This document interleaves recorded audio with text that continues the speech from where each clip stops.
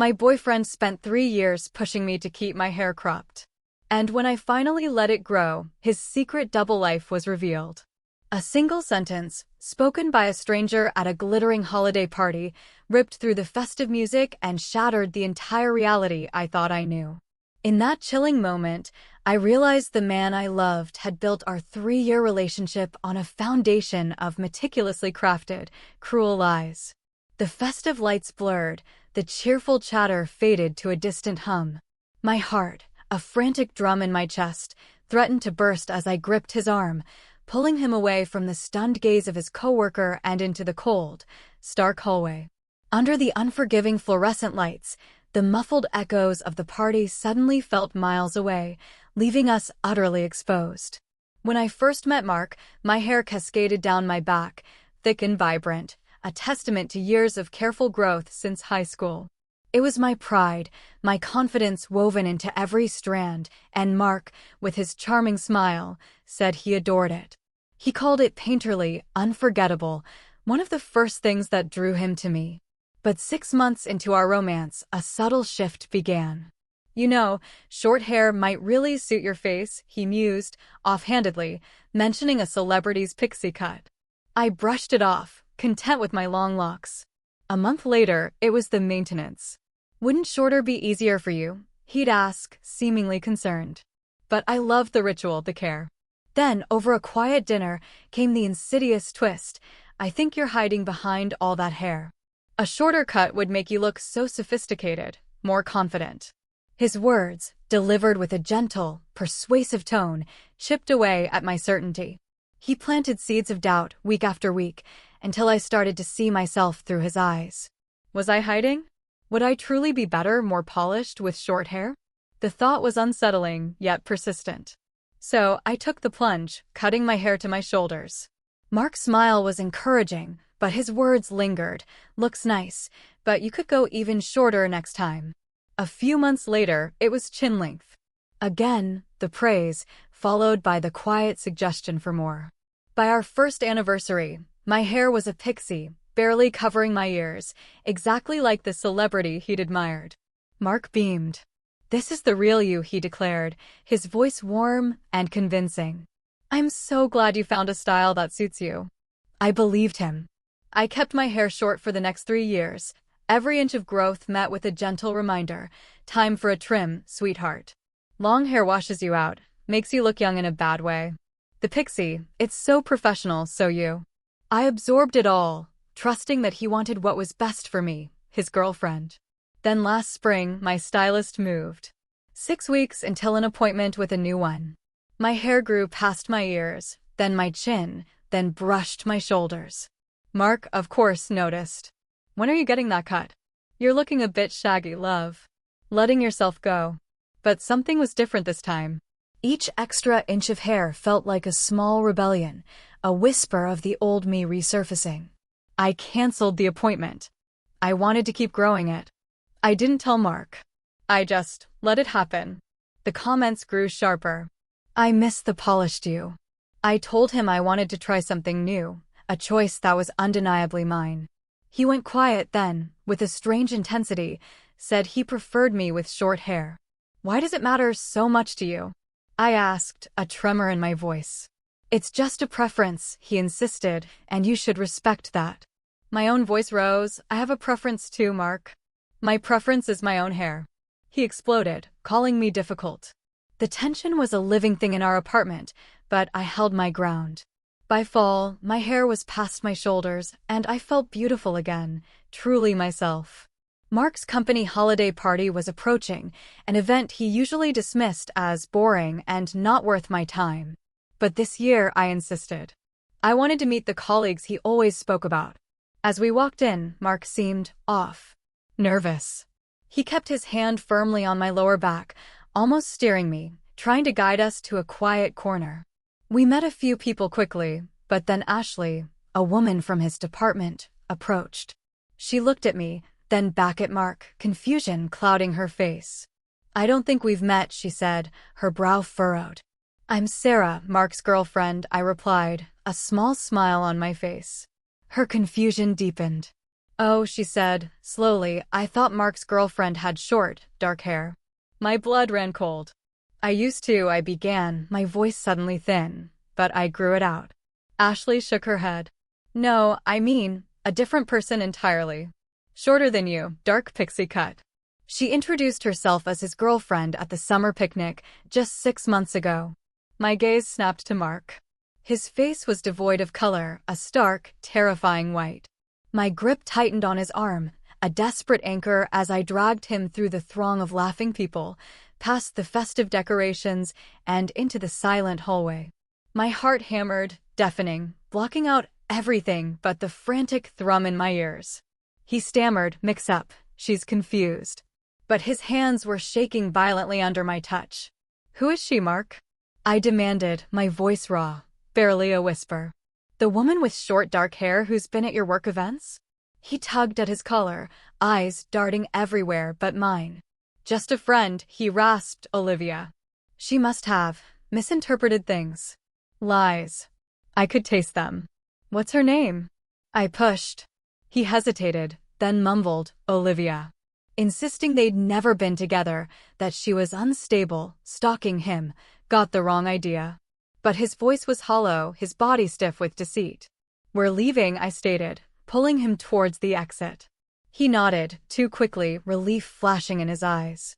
The drive home was a suffocating silence, punctuated only by my unanswered questions. "When did you last see Olivia? How long have you known her?" Each answer a carefully constructed avoidance, a hollow echo from a script he hadn't fully memorized. Inside our apartment, the dam broke. He finally admitted it. "Yes, Olivia." "Yes," from his department. "And yes, it's complicated." He spun a tale of a few dates before we met, her misinterpreting his intentions, his attempts to let her down easy. My legs gave out. I sank onto the couch. "Why would she introduce herself as your girlfriend 6 months ago, Mark, if you only dated her years ago?" He buried his head in his hands. Olivia was unstable, stalking him. He was trying to handle it professionally. A torrent of excuses that felt utterly, terribly wrong. A cold certainty settled in my stomach. I pulled out my phone, typing Olivia Westbrook into Instagram. Mark's head snapped up. "Stop. You're invading her privacy," he cried, lunging for my phone. I pushed past him, retreated to the bedroom, locking the door. His muffled pleas, my name whispered through the wood, were distant. I found her. Olivia Westbrook. Her profile picture, a woman with short, dark hair, a pixie cut. My heart plummeted. I scrolled. Photos. Hundreds of them. Mark and Olivia at restaurants I recognized. Parks. Company events, with people I'd just met tonight.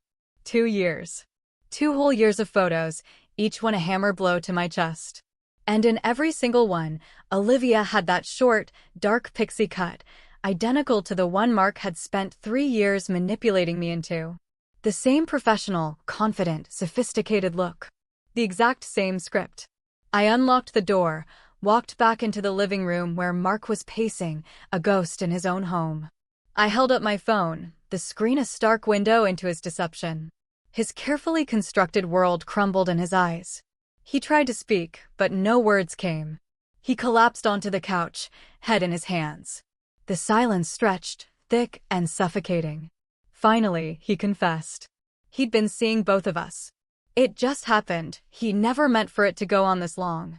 He loved me more. I was the one he really wanted. I stared at him, this stranger, this hollow shell of a man. I grabbed my purse, my keys. "I'm leaving," I said, my voice flat. "Where are you going?" he asked, startled. "I don't know," I replied, "but I can't be here right now." I drove to Chloe's, her face a blur of concern when she opened the door in her pajamas. She pulled me inside, made tea, and listened as my shattered words tumbled out between sobs. She set up her guest room, a sanctuary, and told me to stay as long as I needed. I lay awake, the ceiling a canvas for the terrifying realization my entire relationship was a lie. The next morning, I called in sick. How could I pretend? Chloe made coffee, sitting with me as I started a list on my phone. Everything that didn't make sense. The hair, the work events he dismissed, the late nights at the office, the business trips. Every excuse, every barrier he built to keep me from certain places, certain people. The list grew, each memory a fresh stab of pain. Chloe, ever practical, opened her laptop, pulled up Olivia's Instagram. We scrolled, slowly, meticulously. A photo from last June, Olivia and Mark at a street festival. Mark, arm around her waist, ice cream cones in hand, smiling. The location tag, downtown, in our city. That weekend, Mark had been in Chicago for a work conference, texting me about boring presentations. Then, August, a beach photo, Olivia and Mark building sandcastles. Mark had been in Boston, he said, another conference. But this beach was 2 hours from home. More photos, a hike in September, he was visiting a sick aunt, a restaurant dinner in October, working late on a big project. Every single photo, every single date, contradicted his lies to me. He hadn't just lied occasionally. He'd orchestrated 2 entirely separate lives, a meticulous timeline of deceit. My text to Ashley went out, my finger hovering over send for a full minute. Need to talk about the party. She responded immediately, worried, suggesting a coffee shop near Mark's office. Chloe offered to come, but I knew I had to do this alone. Ashley, fidgeting with her coffee cup, confessed the truth. For 2 years, everyone in their department believed Olivia was Mark's girlfriend. She came to every company event, picnics, holiday parties, dinners. Whenever someone asked about me, Mark had an excuse. I was busy. I hated corporate events. I had other commitments. He made it sound perfectly normal. Nobody questioned it because Olivia was always there, charming, knowing everyone's name, fitting in seamlessly. Ashley's voice dropped. She remembered Mark always asking about seating arrangements before events, requesting table changes. Now she understood. He was managing the risk of Olivia and me ever crossing paths. And the photos on his desk? Always Olivia. Never me. Never once. It was a pattern, undeniable. Back at Chloe's, I created a fake social media account, diving deeper into Olivia's public profile. The posts were heartbreaking. Couple goals, relationship, gifts from Mark, gushing captions about how lucky she was. Meanwhile, Mark always told me to keep our relationship private, more mature. Don't mix personal and professional. Now I saw. He didn't want anything Jasmine might see. Then, the hair posts. 3 years ago, Olivia with long hair, debating a cut. A few weeks later, the pixie cut, almost identical to mine. The caption, so supportive. Mark loves my professional style, thinks short hair makes me look confident. Comments from friends, did your boyfriend help you decide? Olivia's reply, yes, he encouraged me to try something bold. My stomach turned. The exact same words. The same compliments, the same pressure disguised as support. He used the identical script on both of us. Chloe, finding me staring at the screen, read the posts. You need to reach out to her, she said, her voice firm. She deserves to know the truth. I was terrified. What if she didn't believe me? What if she thought I was the crazy one? But Chloe was right. Olivia deserved to know. 2 days I agonized, drafting messages, deleting them. Too aggressive, too apologetic. Finally, simple words. I'm Sarah, Mark's girlfriend. We need to talk. Olivia's response was swift, confused. I'm Mark's girlfriend. Are you confused? My heart clenched. She had no idea. He'd kept us completely separate. I wrote back, I'm not confused. I've been dating Mark for over 3 years. I have proof. Let's meet. She agreed, but warned she'd bring her own evidence. I spent the morning printing screenshots, photos, our lease agreement with both our names. My hands trembled. Chloe offered to come. No, I said, this is something I have to do alone. I arrived at the coffee shop early, a fortress of nerves, and waited. Olivia walked in. Shorter than me, dark pixie cut. Just like the photos. Our eyes met. We sat, 2 strangers bound by a monstrous lie, and simultaneously, silently, we spread our evidence across the table. Photos of me and Mark at a familiar restaurant. Photos of her and Mark at the same restaurant. A park. A coffee shop with a blue tile wall. Texts, birthday cards, almost identical. Olivia picked up my photo, then her own. The waterfront restaurant. When were you there? She asked, her voice small. August 15th, last year. She checked her phone. August 22nd. A week apart. We lived parallel lives in the same city, just days apart, completely unaware. Then came the hair. Mark told me on our second date he loved short hair on women, Olivia recounted, her voice barely a whisper. Said an ex had a pixie cut, and he adored it. She had long hair when they met. 3 months later, chin length. 6 months shorter. By their first anniversary, the pixie. I thought it was my choice, she said, tears welling. I thought I was being bold. The realization, heavy and sickening, that he'd used the same manipulative script on both of us. How long have you two been together? She asked. 3 years, 2 months. Her face went still. Mark and I have been dating 3.5 years. My breath caught. He met her 6 months before he met me. He was already in a relationship when he called me a painting. Olivia had been looking at engagement rings. They talked about moving in. My heart shattered for her, for us both. I moved into his apartment 2 years ago, I told her, the words a raw whisper. Her face drained of color. He told me he lived with a male roommate. Jar. Said Jar was uncomfortable with overnight guests. I was Jar. The system revealed itself, chillingly precise. Tuesdays and Thursdays, he was working late with me. Wednesdays and Fridays, early morning client meetings coming from Olivia's. Work travel, sick aunts, big projects, all covers. He used his job, his life, to weave a web of deceit, keeping us on completely opposite schedules. We looked at his social media, his carefully curated posts, mostly solo shots or with male friends. Any photos with us, angled, cropped. No clear couple photos. He separated his college friends from his work friends. I met his college buddies. Olivia met his coworkers. He built walls everywhere. Olivia's hands began to shake. 2 years ago, she'd turned down a better job, a better future, in another state because Mark said he couldn't do long distance, he needed her nearby. He made her sacrifice her career for him. My own sacrifice flashed before my eyes.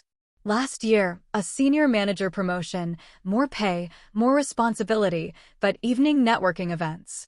Mark's quiet disapproval, it'll cut into our time. Our relationship needs consistent quality time. I'd turned it down.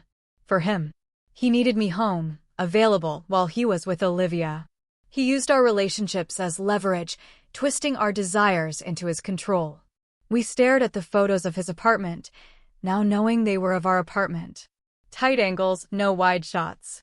Missing items, a blue throw blanket, a coffee mug. He moved our belongings, meticulously hiding evidence. Weekends with me. Weeknights with her. A perfect split. Julian, his coworker, knew. He'd seen Julian look at Mark strangely, whispering intently. Julian, his accomplice. We looked at each other across the table, 2 rivals, 2 victims. No hate, only an odd, shared understanding. We'd both been shaped, molded, manipulated. What do we do now? Olivia asked. We confront him, I said, together. My key, her key. Wednesday.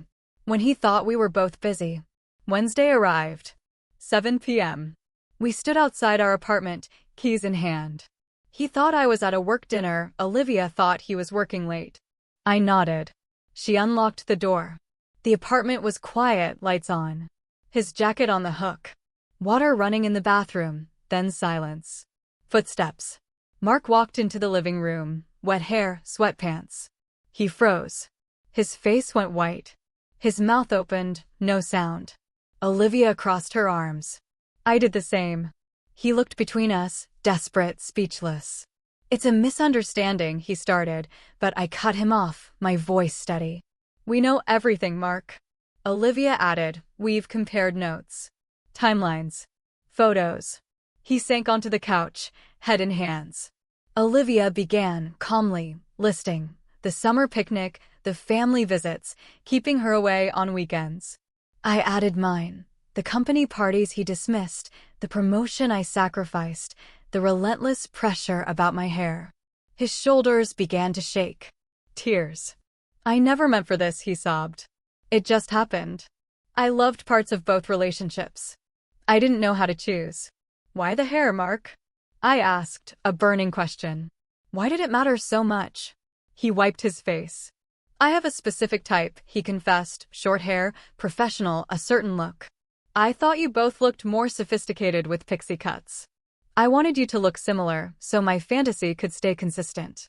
He wanted to picture the same woman, no matter which one of us he was with. Are there other women? Olivia's voice was like ice. He shook his head, too quickly, just us two. But the hesitation, the doubt in her eyes, reflected in mine. We might never know the full truth. We're done, Mark, I said, my voice resonating with a quiet finality. Olivia echoed it. He surged forward, reaching, pleading. I'll do anything. Therapy. I know I have problems. I'll choose one of you. His desperation was repulsive. It only confirmed our decision. I walked to the bedroom, methodically packing my life into bags.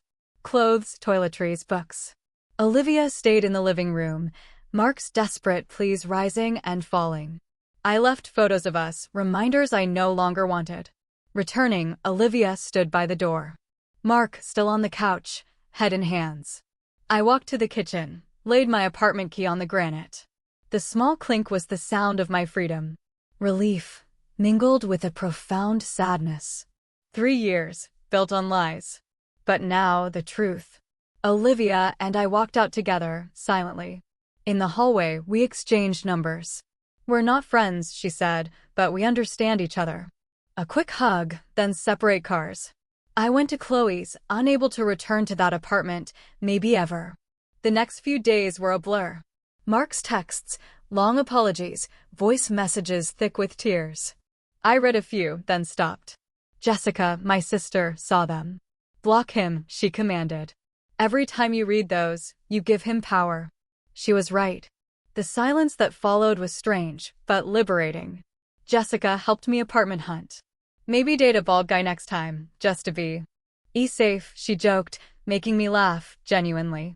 I needed a space that was entirely mine, untouched by his lies.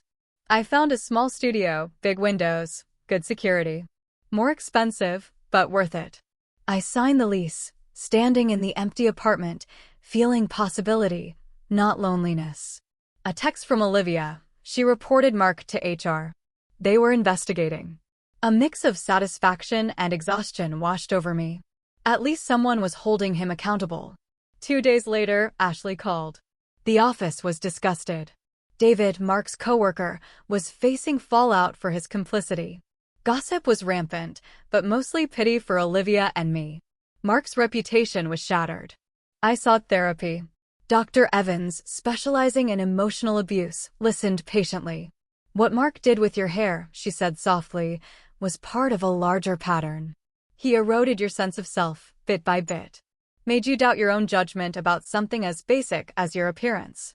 She explained how manipulation works, slowly, subtly, until you forget who you were. I booked a new salon appointment. I don't know what I want, I confessed to the stylist. Someone else controlled it for years. She was patient, showed me options. Long layers, a rich brown with subtle highlights. When she finished, I looked in the mirror. This hair is mine. I chose it. No pressure, no doubt. The woman looking back was more real than I'd seen in years. Olivia and I met for coffee. Her hair was growing out too, past her chin. I associated short hair with being controlled, she said, a sad smile on her face. The manipulation was the problem, not the cut. I understood completely. We laughed, a dark, knowing sound. She had a new boyfriend. He loved her hair at any length, never commented unless asked. Refreshing. Mark's company transferred him. His reputation in tatters. Julian, too, faced consequences. Olivia was no longer looking over her shoulder. I felt strange knowing strangers at his office pitted me, but relief for Olivia. Chloe helped me move. We arranged furniture, hung pictures, ordered pizza. You seem more like yourself, she said, more confident. You used to second-guess everything. I hadn't even noticed the change in myself. An email from Mark. Long, tearful, about therapy, attachment disorder, regret. His healing journey, not my responsibility. I read it once, then deleted it. I reconnected with friends. They confessed they'd noticed something was off about Mark, his subtle control, my deference. It hurt, but also validated. I wasn't imagining it. It was real. Jessica dragged me shopping. Your style has been dictated by Mark for 3 years. Now, figure out what you like. She steered me away from neutral, professional clothes, handed me a bright blue floral dress. Too much, I thought, too attention-grabbing. Mark's words. I tried it on. The color vibrant, the cut flattering, comfortable. I looked like someone who enjoyed getting dressed, not performing a costume. Jessica bought it before I could talk myself out of it. Olivia texted, she was seeing someone new. He complimented her growing hair once, then never mentioned it again unless she asked. He asked what she wanted to do on dates. I was genuinely happy for her. At the grocery store, I rounded a corner. Mark. Examining apples. My chest seized. Panic. I abandoned my cart, fled to my car, shaking. Dr. Evans helped me breathe, helped me strategize for future encounters. This fear didn't mean I wasn't healing. It meant my nervous system was still processing betrayal. I realized I hadn't checked Mark's social media in a week. The obsessive need to understand, to decode, was fading. His behavior was about his issues, not my lacking. I was focusing on my own growth. My supervisor offered me a promotion. Senior account manager. Evening networking, client dinners. A year ago, I would have turned it down, Mark's voice whispering guilt. But I accepted, without hesitation. You seem more confident, she noted. She was right. Olivia and I met for lunch, comparing notes on healing, dating, trusting ourselves. Red flags, pushing boundaries, vague explanations, wanting to change how we look or act. We were learning to walk away. Dr. Evans pointed out how my hair growing out symbolized reclaiming autonomy. The real work was rebuilding my sense of self beyond appearance, making decisions based on my wants. She suggested transitioning to monthly sessions. I was graduating. I went on casual dates, practiced setting boundaries, said no to a second location, said I wasn't interested in a relationship, just company, ended a date early because I wasn't attracted. Each time, a little easier. Being direct wasn't difficult, it was honest. Jessica, at my apartment for dinner, noticed my lightness, my presence. You used to ask everyone's opinion for everything, she said. Now, I made decisions with confidence. Julian approached me at a coffee shop, apologizing for his role in Mark's deception. I listened then. Stated my boundary. I was moving forward, and that didn't include maintaining connections to the deception. He looked disappointed, but understood. I got to decide who stayed in my life. A few weeks later, my hair brushed my shoulders. Longer than it had been since before Mark. I ran my fingers through it, smiled at my reflection. I chose this. No one else. This decision came from me alone. That felt more important than any hairstyle ever could. I texted Chloe a photo. Celebration emojis. She said I looked beautiful. But more importantly, I believed myself. Olivia texted a photo, too. At a company event, her hair grown out past her shoulders, smiling next to a new man. Good news, her caption read. Genuine happiness shone from her face. I texted congratulations, truly meaning it. We were not close friends, but we shared a profound, understanding connection. Organizing my closet, I pulled out a dress Mark loved. I used to second-guess everything, deferring to his opinion. Now, it was just a dress that no longer fit my style. The betrayal and manipulation taught me, shaped me, but they no longer define me. I donated it and several other pieces. My closet looked sparse, but everything left represented choices I made for myself. 6 months after that holiday party revelation, I hosted a dinner. Chloe, Jessica, other friends. We crowded around my small table, talking, laughing. No awkward silences. No mention of Mark. I looked around at these people who stuck by me, and I felt genuinely content. This apartment, these friendships, this version of myself, solid and real. The next week, getting ready for a work event, I caught my reflection. My long hair fell in loose waves. I paused, truly looked at the woman staring back. Confident. Authentic. Free. free from adjusting to someone else's preferences. For the first time in years, I recognized her as completely, utterly, unapologetically myself. The recognition made me smile. I grabbed my bag, heading out, ready for whatever came next. The future felt open, full of possibilities I got to choose for myself. What about you? Have you ever felt someone subtly eroding your sense of self or manipulating you into choices you wouldn't have made? How did you break free, or what red flags do you wish you'd seen sooner? Share your thoughts in the comments below, and let's keep this conversation going.